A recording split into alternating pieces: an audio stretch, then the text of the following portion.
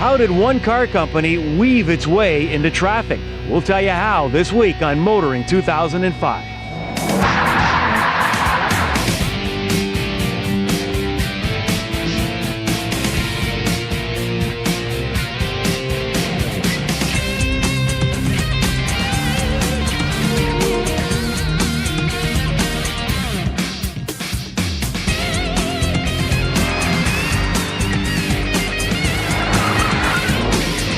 BSN's Motoring 2005 is brought to you by the new Q from Quaker State. Unleash all your horses. And Midas, for mechanics known for their work and their word. Trust the Midas touch.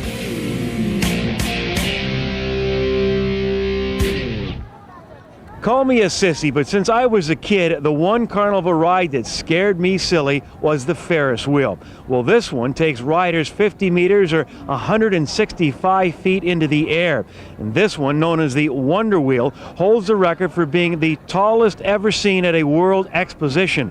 And this week, we are at the first exposition of the 21st century, Expo 2005 in Aichi, Japan, just outside of Nagoya. 120 countries are represented, and they expect by the time this thing wraps up in the middle of September, over 15 million people will visit. Okay, so what's this got to do with automobiles? Well, that Wonder Wheel is sponsored by the Japan Automobile Manufacturers Association. Okay, I know that's a stretch, but you know, the theme of this expo is nature's wisdom, exploring ways to promote a sustainable future and protect the environment. Well, this week, we're going to check out Expo 2005 and also discover how Japan's largest automaker is doing its best not only to keep our air clean, but also make our future roads safer.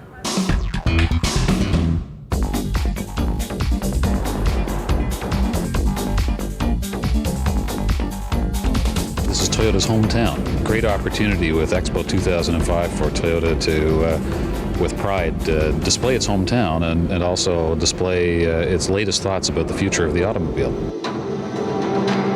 So when you come to the Toyota Pavilion, you get an opportunity to see not only the sort of leading edge thoughts about personal mobility, but also about robotics, where Toyota sees a great future in creating technology to assist human beings.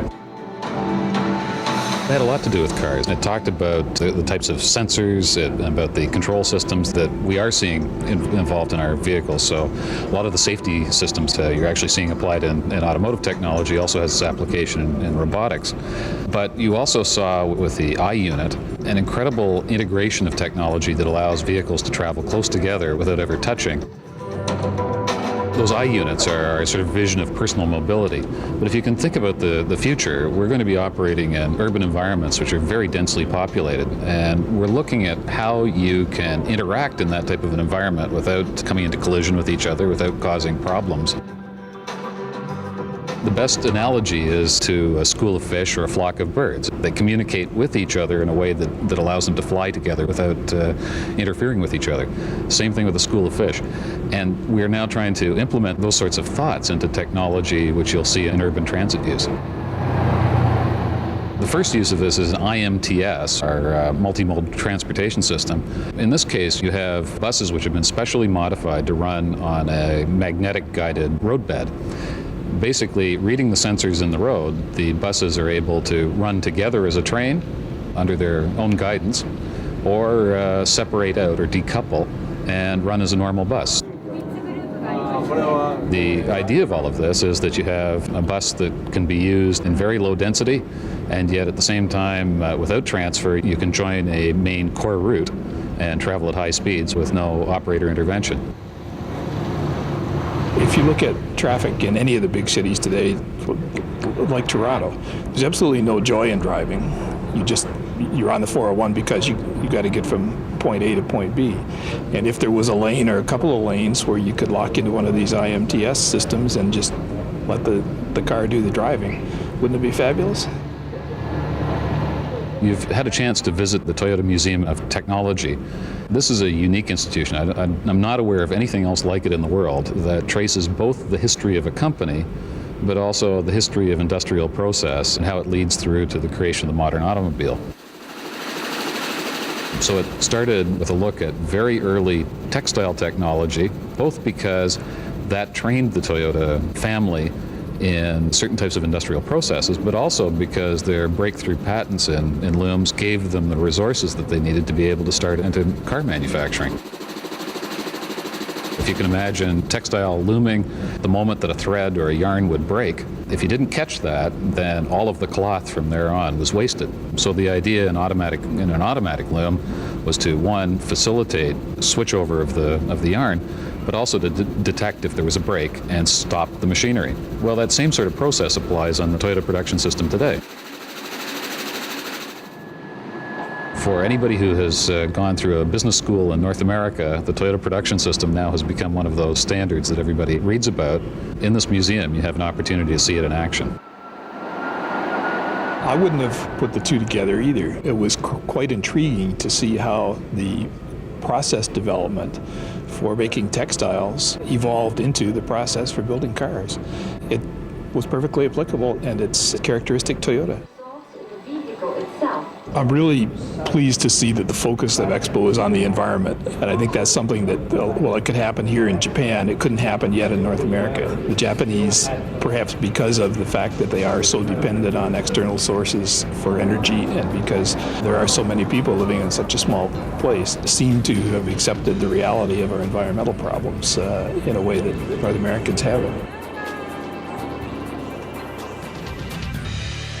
We don't really know why the dinosaurs died off, but history is repeating itself. More later on Kenzie's Corner.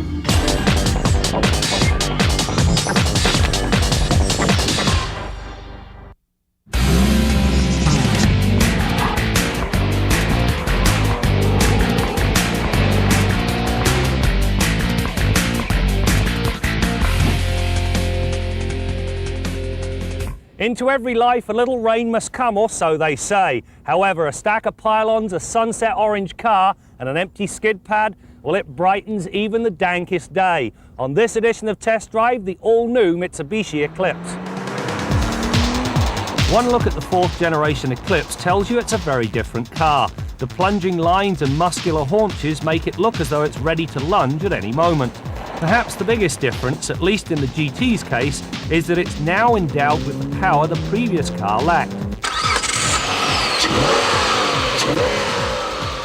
Shoehorned beneath the raked hood is a 3.8-litre V6 engine that comes with Mitsubishi innovative valve timing and lift electronic control, or MIVEC.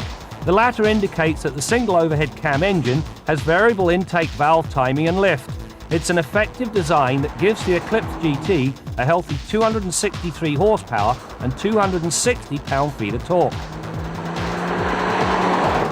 The radical exterior theme continues inside this new Eclipse. The two-tone interior, for instance, well, it almost mandates sunglasses the morning after. It is, however, very logically laid out. Radio sits at the top of the center stack where it should. All the other controls are intuitively placed. The best part, however, well, they come in the form of the seats. They're like wing-back chairs. They grip you around the top of the shoulders and keep you planted when you play. There is, however, a pet peeve. Every time you shift gears, well, you feel a lot of powertrain vibrations through the clutch pedal. It really is out of step with the rest of the car. All this technology means plenty of poop. The throttle response is rapid, and so the engine does a pretty good impersonation of how a small displacement V8 feels when it's punched just about anywhere up the rev range. In terms of hard numbers, the Eclipse GT will romp through 100 kilometers an hour in 6.3 seconds and get from 80 to 120 in just 5.6. If you want a healthy dose of vroom and boom to go along with a radical look, well, this Eclipse has got the lot. Oversized tailpipe, and when you pop the hatchback, well, there's a 10-inch powered subwoofer. You also find 15.7 cubic feet of space for your stuff. Now, one thing I do want to mention, this tailgate, well, it has an important function in life that I'll get to in a while. There is, however, a downside to this power: torque steer. Hammer the gas from a standstill and the tires tug at the steering wheel as they scramble to find grip. Even the GT's traction control system has a hard time controlling this trait. Unfortunately, the torque steer also surfaces at speed where it's much less welcome. Get on the gas as you exit a corner and it will kick in. Now, if the driver ignores the initial warning and doesn't back off the gas, the inside front tyre begins to spin. When this happens, the steering takes on a light and unpredictable feel. This sensation, well, it effectively dissuades the driver from venturing past the 8/10 mark. The tailgate's primary function is to give me headroom, because when the tailgate's shut, I can't get into the back seat. So when you read about this thing being a 4-seater, forget about it, because the back seat's of little practical value unless it's where you put your briefcase. When it comes to ride and handling, the Eclipse is more boulevardier than outright sports car, as the front McPherson struts and multi-link rear suspenders are slanted towards comfort, although the setup is pretty good at controlling body roll. The limiting factor is the understeer caused by positioning 60% of the car's portly 1,608 kilogram mass right over the front wheels. On a more positive note, the standard anti-lock brakes bring short, straight 38-meter stops and a pleasantly firm pedal feel. As a corporation, Mitsubishi looks a bit like a train wreck. However, this new Eclipse is very much on the right track. And if this is a harbinger of what we can expect in future product, well, Mitsubishi's future is a lot like today, much brighter than when we started.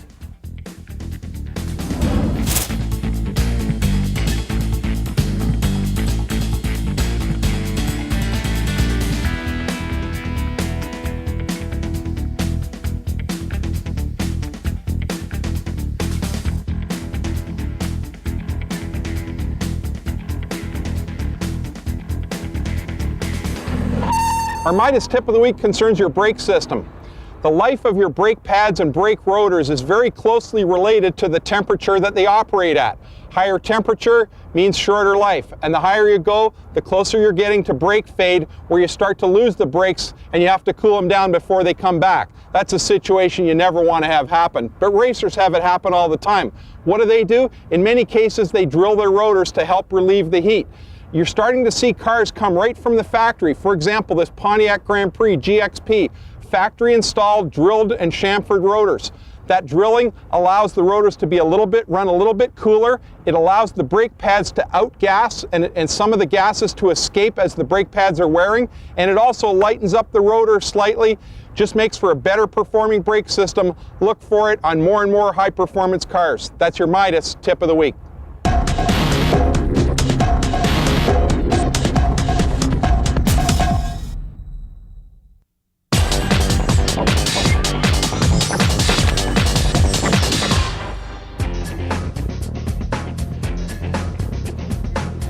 This is the 50th anniversary of the MG Car Club of Toronto. It started off with two men and with a simple comment of one man liking the other man's MG tie. They started a club in June of 1955, and today we're actually honoring and celebrating that 50th anniversary. The car company itself went out of business in 1980. Ever since, the people, enthusiasts, have gotten these cars, have rebuilt them, and now the love has actually come back. I'm very excited. It's really a spectacular event. It's nice to see so many cars out and to think that we were really involved in starting. It's a very satisfying feeling. It's nice to see so many preserved ones. I mean, people have spent a lot of money preserving them, and now they don't drive them on gravel roads like we did, or in the snow. We drove them in the snow, rotten weather, whatever it was. We just went out there and had fun, and we really had a good time in the early 50s and 60s, going to races, going to various events. Actually, believe it or not, they used to sell for about a tenth of what they are today. They're in the ballpark when they first came out, maybe 1,500, 1,800. The top cars would have gone for maybe 2,600. And today they're worth about 10 times that. Now they're worth about 18,000, about 25,000. At that time, American cars were getting bigger and fatter, and it was a revelation to be able to drive a small car that seemed very nimble at the time, was very nimble at the time. And American cars were sort of slushy and oversized. Things have changed a lot since then. You know, one of the things we've noticed since coming here to Japan is that a lot of people here are still wearing those masks. I say still because, of course, we remember those masks during the SARS epidemic a few years ago. But in reality, there are two reasons for the mask. One, if somebody's feeling a little under the weather, out of common courtesy, they wear the mask to protect others. And secondly, at this time of the year, there's a very high pollen count, and so apparently the masks work. All right, now let's head to the Quaker State Garage and join Bill Gardner. Brad, I got to have the worst luck. Customer's truck yesterday, 3 items on his wish list. One was a brake job. The rear brakes were gone, making a squealing noise. Second thing was idle speed complaint. It was a little on the low side. And the third thing, which I forgot to read on the note, was driver's window. Well, I did the brake job, finished the brake job, and in the early afternoon, the sky clouded over, and all of a sudden I hear thunder, and it's getting really dark, and boy, I better put that driver's window back up. And 5 minutes later, it was pouring rain, driving rain, and I couldn't get that driver's window back up. That was his third thing on the list.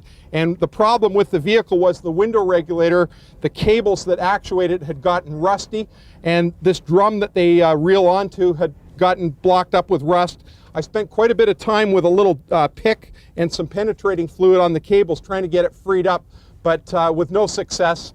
I marked off the positions that it would move to, and after about 45 minutes of playing with it and feeding all kinds of lubricant through it, I never could get it to move much further than when I started. So I had to bite the bullet, go to the dealer, and pay $415 for new window regulator assembly, which happens to come with the window motor. I guess that's part of why it's so expensive.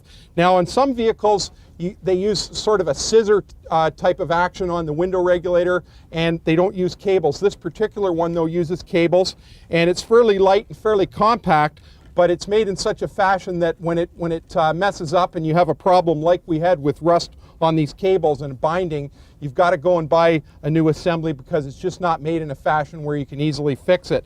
Now, the front portion of this window regulator, you can see it trying to move a little bit there, but it should move a much greater distance of travel than what I've got. Here's the front portion of our window regulator. There's the power window motor. There's a drum in here that pulls the cables in, pulls this one over to the slave side and this one to the front side in order to lift our window up and down. Down here, this little rubber protected cradle is where the glass actually attaches. This bolt pinches it, and this is what lifts the glass up and down. This front portion bolts into the door up here. You feed it in through this opening here, and then it bolts in up here. And the back side, the slave portion, is still bolted in with these 3 fasteners back here. I'm going to have to unbolt those 3, take the rest of it out, and install the brand new window regulator assembly with the new power window motor into that door, and I'm sure I'm going to have perfect window action after that. But I guess next time I better check before it rains and I put that window down when I shouldn't have. Anyhow, till next week, I'm Bill Gardner for Motoring 2005.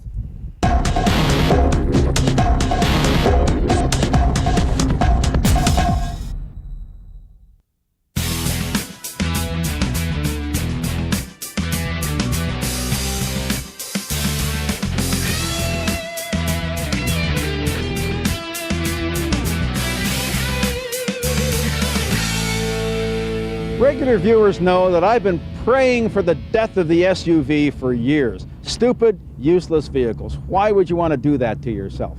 And you know, finally, it might be coming true. Because we're seeing at every level of the market much more intelligent vehicles. Around the $20,000 mark, well, you've had the PT Cruiser for a couple of years now. Funny, that's being now marketed not as a funky car, but as a functional car.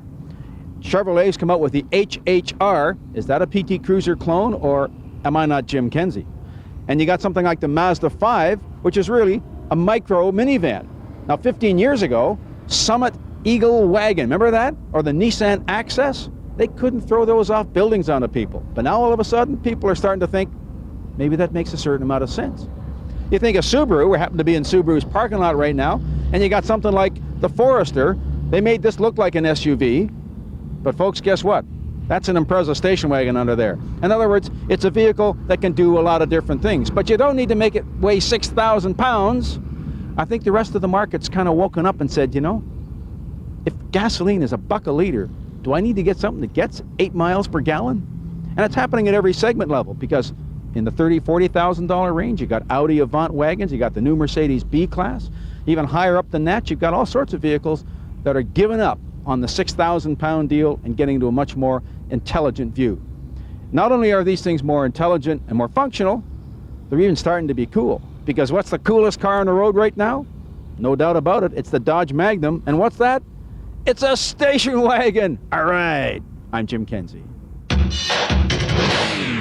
Earlier we learned that the Toyota Motor Corporation was founded by the great Japanese inventor Sakichi Toyota, and then led by his son Kichiro, Toyota built its first vehicle in 1935. And though that is not a spelling mistake, Toyota was spelt with the D, so the question is, how did the D become a T? It's a very interesting story. Like so many things about Toyota, we take employees' suggestions, and they actually had a contest for what to call this new company, and they decided to call it Toyota. And there's actually 3 different reasons. The first reason is this says Toyota, this says Toyota, and if you notice, there's a difference in the number of strokes. The company founder's name, Toyota, has 10 strokes. Let me count them for you. 1, 2, 3, 4, 5, 6, 7, 8, 9, 10. But the company name Toyota is 8 strokes. 1, 2, 3, 4, 5, 6, 7, 8. And 8 in Japan is a very lucky number. And the reason that the number 8 is lucky in Japan is because you can see when you draw it in Chinese character, it's very wide here at the bottom, which suggests endless possibility. And in business, you need opportunity. And the second reason is the sound. The group founder's name is Toyota. The company's name is Toyota. And for most people, the ta sound is much clearer, much lighter, much preferable than the da sound. So it sounded good. The company needs a good name. And the third reason is because our philosophy is that a company primarily should be for society. So we didn't want the company to be named after any individual. So we changed the name from Toyota to Toyota. You know, our man behind the camera, Dan Bailey, did have a question. He wondered why Honda isn't Honda. We'll save that for another program. But it's time to wrap things up here at Expo 2005 in Japan. And you know, these expositions go back 150 years. And some of the things that have originated at expositions are things like ice cream cones, hot dogs, cotton candy, and even outdoor lighting. How about that? That's it for now. We'll see you next time out as we continue to bring you more stories about cars and the people who drive them. You've got 335 horsepower for each engine, but we've got the ability to obviously tune these and tweak them. So right now, with the header scheme we've got, the intake scheme, we're probably looking more about 700 horse total. TSN's Motoring 2005 has been brought to you by the new Q from Quaker State. Unleash all your horses. And Midas, for mechanics known for their work and their word. Trust the Midas touch.